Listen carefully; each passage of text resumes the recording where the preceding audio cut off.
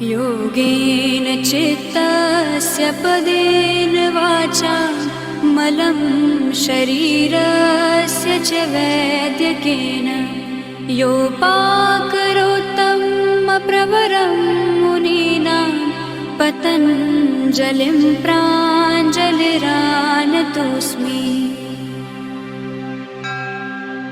योगेन चित्तस्य पदेन वाचा मलं शरीरस्य च वैद्यकेन योपाकरोत्तं प्रवरं मुनीनां पतञ्जलिं प्राञ्जलिरानतोऽस्मि।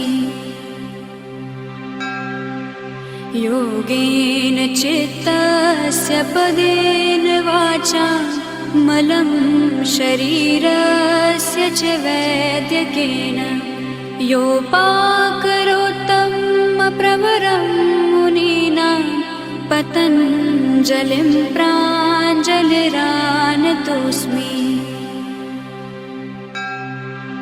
योगेन चित्तस्य पदेन वाचा मलं शरीरस्य च वैद्यकेन योपाकरोत्तं प्रवरं मुनीनां पतञ्जलिं प्राञ्जलिरानतोऽस्मि।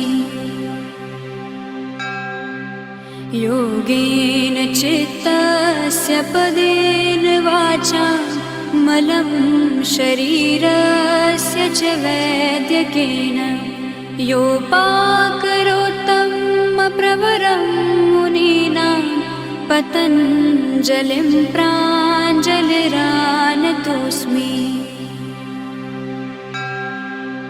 योगेन चित्तस्य पदेन वाचा मलं शरीरस्य च वैद्यकेन योपाकरोत्तं प्रवरं मुनीनां पतञ्जलिं प्राञ्जलिरानतोऽस्मि। योगेन चित्तस्य पदेन वाचा मलं शरीरस्य च वैद्यकेन योपाकरोत्तं प्रवरं मुनीनां पतञ्जलिं प्राञ्जलिरानतोऽस्मि। योगेन चित्तस्य पदेन वाचा मलं शरीरस्य च वैद्यकेन योपाकरोत्तं प्रवरं मुनीनां पतञ्जलिं प्राञ्जलिरानतोऽस्मि। योगेन चित्तस्य पदेन